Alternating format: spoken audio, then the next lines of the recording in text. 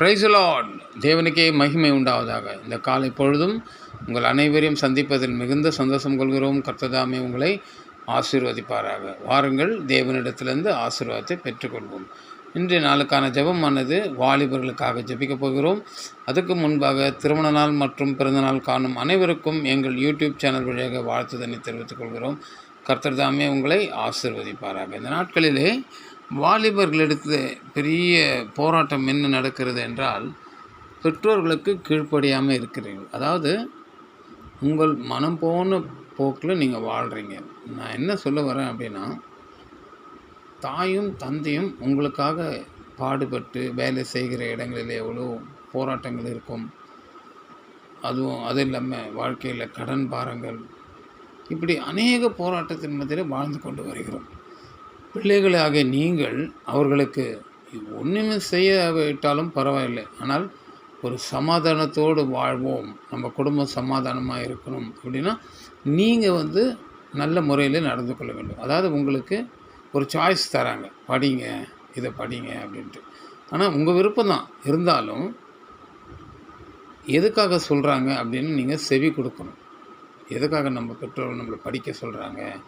ஏன்னா ஒரு காலகட்டத்தில் படிப்போட அறிவு அவ்வளோவா யாருக்குமே இருந்தது கிடையாது.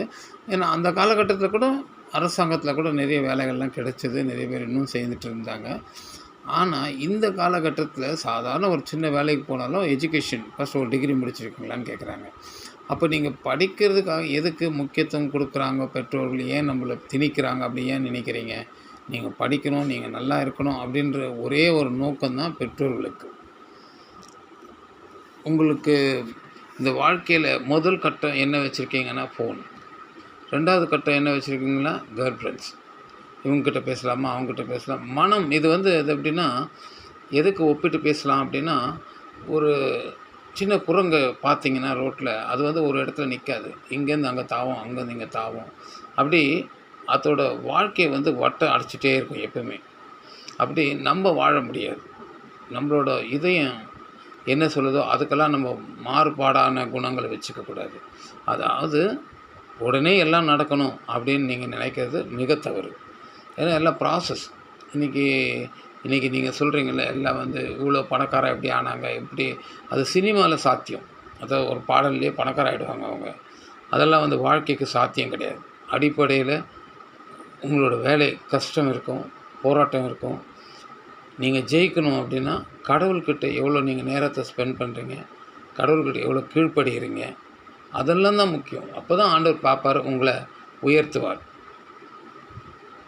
ஏன்னா இன்றைக்கி பிள்ளைங்க என்ன நினைக்கிறீங்கன்னா, எல்லாமே பெற்றோர் பார்த்துக்குவாங்க. இந்த நிழல் எவ்வளோ நாள் உங்களோட ட்ராவல் பண்ணணும்னு சொல்ல முடியாது.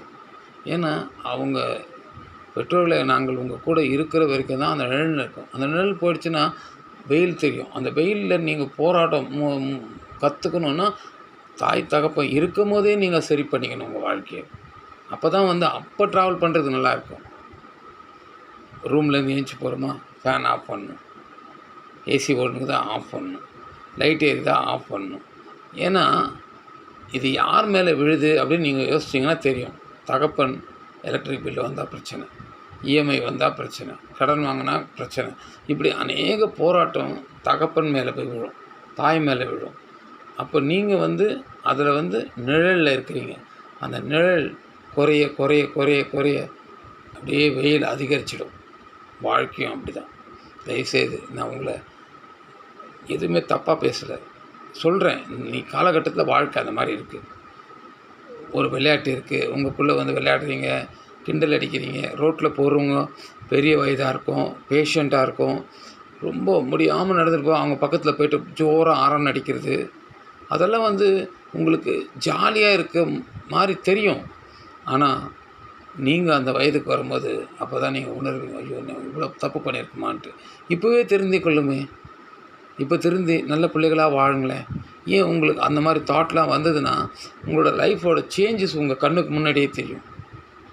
பெற்றோர்களை எங்களுக்கு பயங்கர போராட்டம். என்னென்னா, நம்ம பிள்ளை எப்படியாவது ஒரு நிலைமைக்கு வந்துடுவானா, நல்லா இருக்கணும் நம்ம பிள்ளைங்க அப்படின்னு. அதுதான் பெற்றோர்களோட ஏக்கம். உங்களை திணிக்கிறது. நீங்கள் என்ன சொல்கிறீங்க, திணிக்கிறீங்க. எங்கிட்ட திணிக்கிறது கிடையாது. உங்கள்கிட்ட அன்பாக எடுத்து சொல்கிறோம். ஏன்னா நாங்கள் இருக்கும் போது தெரியாத ஒரு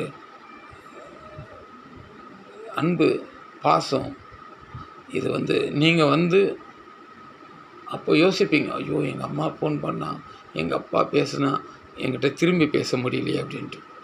வாங்க, உங்களுக்காக தான் இன்றைக்கி ஜெபிக்க போகிறோம். கர்த்தாவே, இந்த காலை பொழுதுக்காக உமக்கு நன்றி ஆண்டவரே. இதோ ஆண்டவரே, பிள்ளைகளுக்காக ஜெபிக்கிறோம் ராஜா. இன்றைக்கி அநேக போராட்டத்தில் சிக்கி தவிக்கிற பிள்ளைகளுக்காக தான் ஜெபிக்கிறோம் ஆண்டவரே. சிலர் போதைக்கு அடிமையாக இருக்காங்க, சிலர் மதுபானத்துக்கு அடிமையாக இருக்காங்க, சிலர் இந்த கஞ்சா பழக்கத்துக்கு அடிமையாகி மிகுந்த சின்ன பின்னமாக வாழ்க்கையை போய் கொண்டிருக்குது. அவங்களோட ஸ்டைலிஷு பண்ணுற போராட்டங்கள், குடும்பத்தில் இதனால் நிம்மதியின்மை, இப்படி பல விதமான போராட்டங்கள்ன்றது. இந்த பிள்ளைகள் மனம் மாறணும் ஆண்டவரே. இந்த பிள்ளைகள் நல்லா படிக்கணும் ஏசப்பா ஆண்டவரே. இந்த பிள்ளைங்களாம் ஒழுக்கத்தில் வளரணும் ஆண்டவரே. நீங்கள் இந்த பிள்ளைகளோட கரம் பிடித்து நடத்துங்க ஏசப்பா ஆண்டவரே. நீர் எங்கள் ஜெபத்தை கேட்டதுக்காகவும் இந்த ஜெபத்தை கேட்டுக்கொண்ட பிள்ளைகள் திருந்துவதற்காகவும் நீர் ஒரு வழி வகுத்து கொடுங்கப்பா. எல்லா கனம் மகிமை உமக்கு தான் ராஜா. இயேசு கிறிஸ்துவின் இனிய நாமத்தில் ஜெபிக்கிறோம் பிதாவே. ஆமேன், ஆமேன். ஹல்லேலூயா.